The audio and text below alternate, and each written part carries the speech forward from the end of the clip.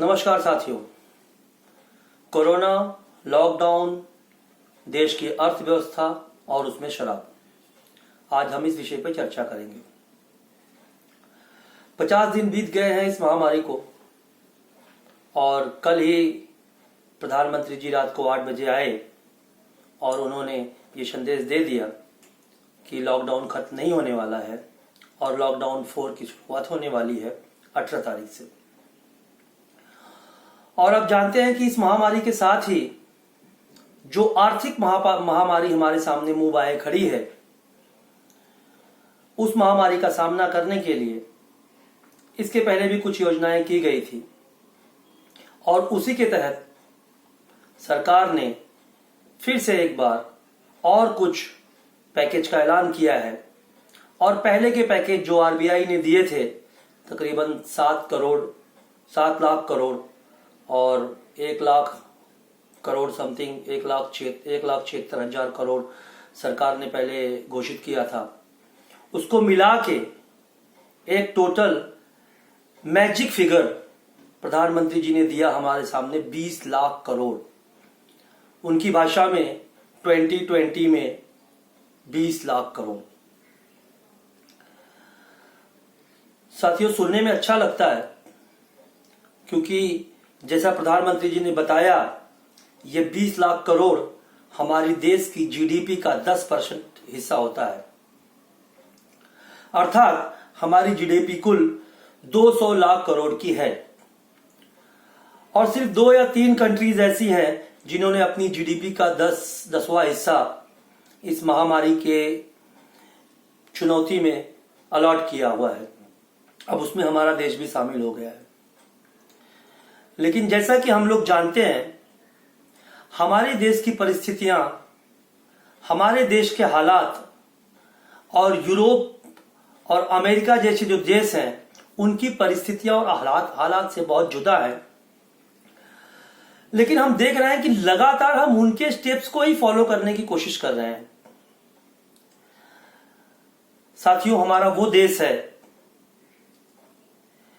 जिसमें इतनी डाइवर्सिटी है कि जिसकी तुलना संसार के किसी भी देश के साथ नहीं की जा सकती।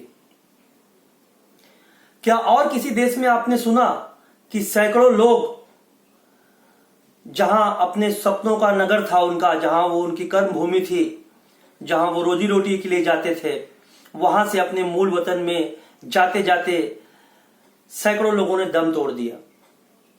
लेकिन हमारे देश में ये हालात हैं, ये हमारे देश की वस्तुस्थिति है। अभी कल ही एक खबर आई कि महाराष्ट्र सरकार ने मुंबई शहर में शराब की ऑनलाइन डिलीवरी की परमिशन दे दी। जैसा कि आप जानते हैं, अर्थव्यवस्था का यह हाल हो चुका था लॉकडाउन लगने के बाद। 1 लॉकडाउन, 2 लॉकडाउन, 3 लॉकडाउन, उसके बाद अर्थव्यवस्था इतनी चौपट हो चुकी थी कि तकरीबन हर राज्य की स्थिति थी कि उनके जो सरकारी कर्मचारी होते हैं, उनकी तनख्वाह देने के लिए राज्य सरकारों के पास पैसा नहीं बचा था। ऐसी परिस्थिति में उन्हें याद आई तो शराबी भाइयों की याद आई। आपने बहुत सारे मीम्स देखे होंगे, इसके पहले बहुत सारे वीडियोस देखे होंगे। टिकटॉक वीडियोस का आजकल एक फैशन चल रहा है जिसमें कुछ शराबी निवेदन कर रहे हैं कि सरकार शराब चालू कर दे और उसके ऊपर और टैक्स लगा दे और हम लोग उसको खुशी खुशी भरेंगे और देश की अर्थव्यवस्था को संभालेंगे। साथियों, पूरे लॉकडाउन में सरकार ने सिर्फ अत्यावश्यक वस्तुएं जैसे किराना,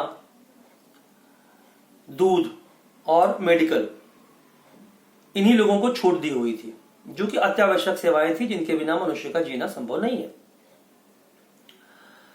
उसके बाद में छूट ये शराब में दी गई। तो प्रश्न उठा कि क्या शराब भी अत्यावश्यक सेवा है? साथियों, आज 21वीं शताब्दी के अंत में हम लोग ये देख रहे हैं कि क्या, जब ये दावा किया जा रहा था कि हमारा देश एक आर्थिक महाशक्ति बनने की राह पर है और ऐसे तमाम विज्ञापन चल रहे थे। आज इस कोरोना ने, अगर कहा जाए तो, हमारी देश की अर्थव्यवस्था की पोल खोल दी है। जो एक कंटिजेंसी फंड होता है, उसमें से भी सरकार ने पहले से लोन ले लिए हैं, अब भी उसमें से लोन लिए जा रहे हैं। शराब की हर बोतल पे लिखा होता है इंजूरियस टू हेल्थ, शराब पीना स्वास्थ्य के लिए हानिकारक है। तो क्या सिर्फ लोगों की तनख्वाह देने के लिए शराब को चालू करना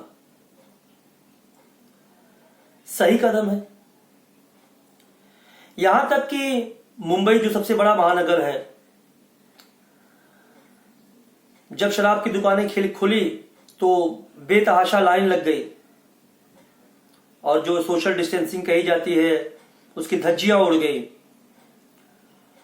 लगभग ये हालात सारे देश में थे, क्योंकि किसी भी चीज की दुकान अगर 40 दिन बाद खुलेगी, 45 दिन बाद खुलेगी, तो वहां भीड़ लग जाएगी। और वो ये तो नशे की चीज है, यहां तो भीड़ लगना लाजमी था।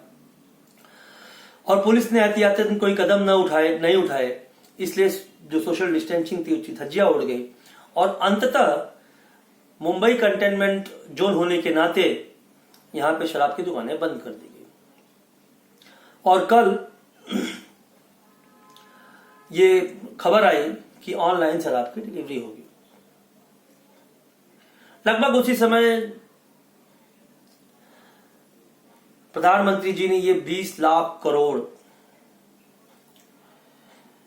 हालांकि मैं एक गणित का विद्यार्थी रहा हूं, फिर भी 20 लाख करोड़, ये जो एक आंकड़ा है, ये जो एक नंबर है, ऐसा लगता है कि ये लॉकडाउन 4 के लिए प्रधानमंत्री जी ने लोगों को एक शक्ल दे दिया। प्रश्न पूछने वाले और जिनसे प्रश्न पूछा जाएगा वो लोग भी इस काम में लग गए होंगे कि आखिर 20 लाख करोड़ में कितने शून्य होते हैं। हालांकि प्रधानमंत्री जी की घोषणा, जो कि स्वाभाविक थी, उन्होंने एक फिगर दे दिया। तकरीबन जो आर्थिक विशेषज्ञों ने कल बताया, उसके हिसाब से करीब अंदाजन 12 लाख करोड़ का जो आंकड़ा है, उतने अमाउंट की आर्थिक योजना का अनाउंसमेंट वित्त मंत्री जी आज करेंगे।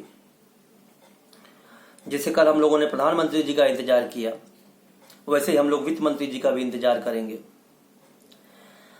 आपको ध्यान होगा कि जो श्रमिक स्पेशल ट्रेनें चल रही हैं, जब लोग रास्तों पे उतर गए और सरकार को लगा कि अब लोग मानने वाले नहीं हैं, उसके बाद जो श्रमिक स्पेशल ट्रेनें चलाई गई, उसका भाड़ा मैंने तकरीबन देखा कि तकरीबन 700 के आसपास भाड़ा,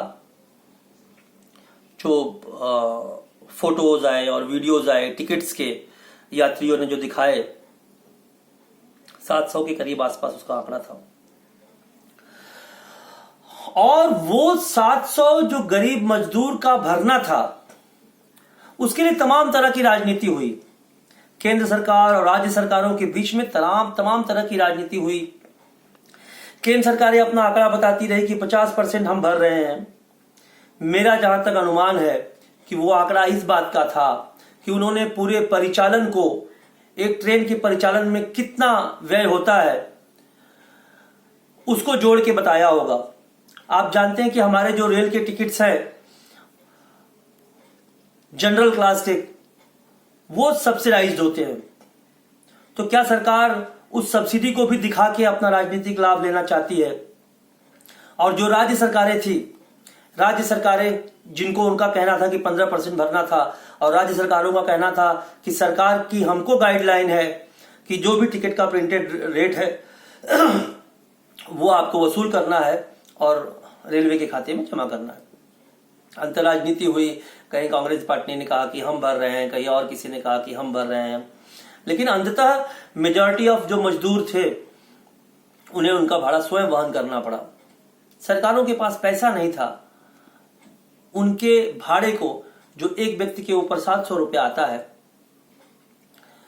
बीच में एक खबर यह भी आई कि कुछ मजदूर जो पैदल ही ट्रैक से जा रहे थे स्टेशन की तरफ, रात भर चले और सुबह वो उन्हें झपकी आ गई और कोई मालगाड़ी आई और तकरीबन 16 गरीब मजदूर उसमें कट गए, मर गए।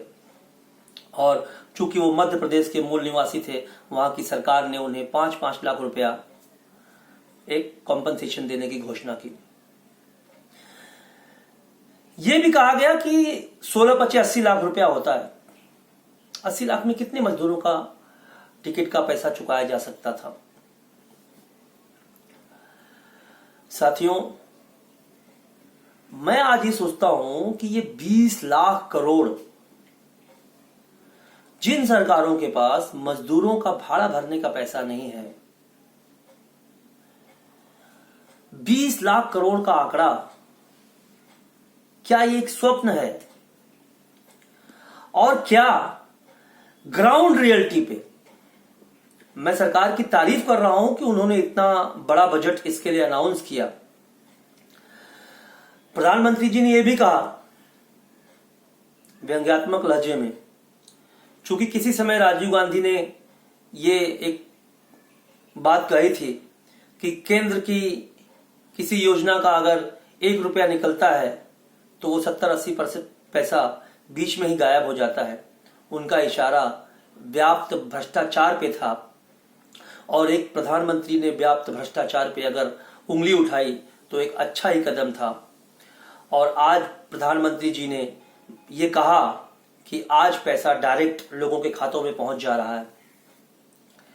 हालांकि मैं इस बात की तारीफ करता हूं कि जनधन खातों के माध्यम से जो 500 रुपया कुछ गरीब मजदूरों के खातों में डाला गया वो उन तक पहुंच गया होगा।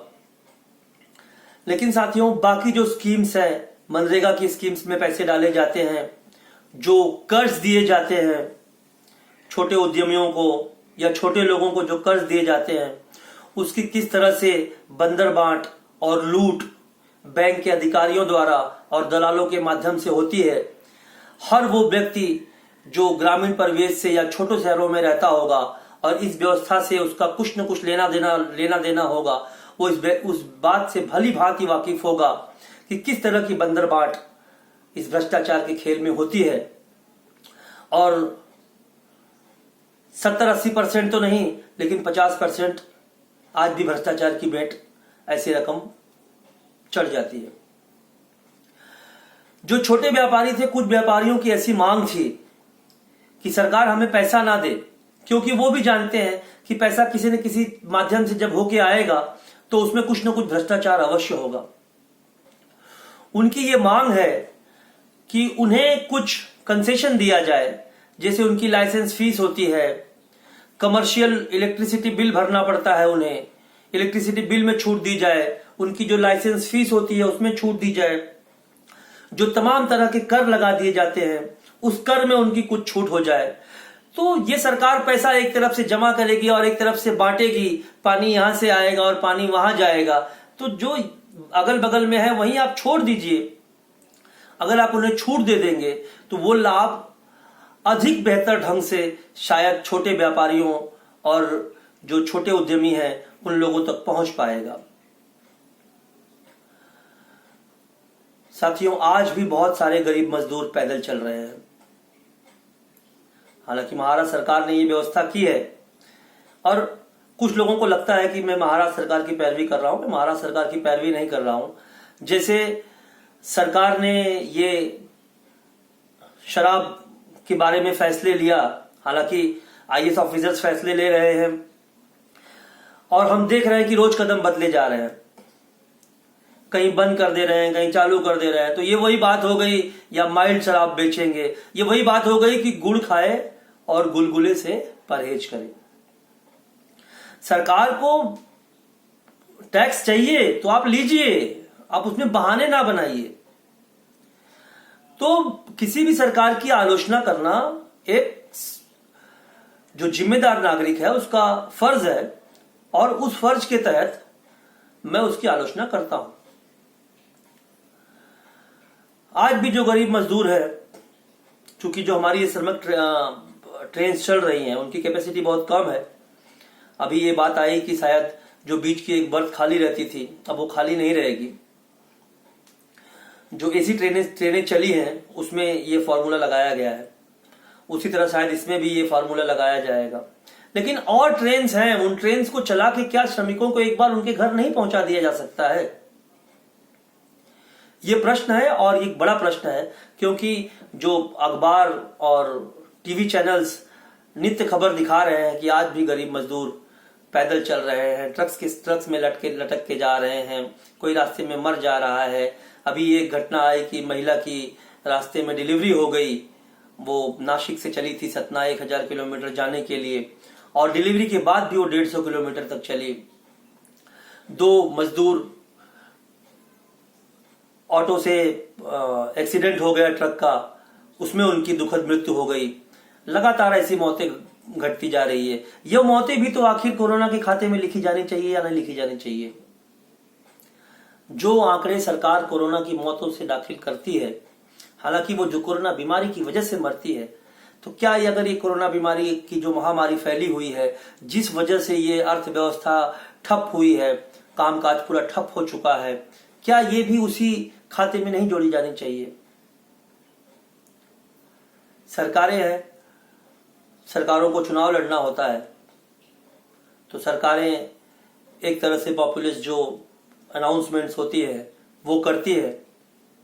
अब हमें ये देखना है कि जो सरकारें शराब के सहारे हैं, वो सरकारें अर्थव्यवस्था को, ये जो 20 लाख करोड़ का जो आंकड़ा है, इसका किस तरह डिस्ट्रीब्यूशन होता है, किस तरह से इसका नियोजन होता है, किस तरह से इसका लाभ जो सही पात्र व्यक्ति हैं उन तक पहुंच पाता है, ये देखने की बात होगी। और हम फिर आज इंतजार करेंगे कि वित्त मंत्री जी आती हैं और उनके पिटारे में से किस तरह की योजनाएं निकलती हैं। उसके बाद मैं फिर आप लोगों के समक्ष प्रस्तुत होऊंगा, आपसे उन विषयों पर चर्चा करूंगा। तब तक के लिए आप लोग अपना ध्यान रखिए, अपने घर पे ही रहिए, सुरक्षित रहिए, स्वस्थ रहिए, मस्त रहिए। धन्यवाद।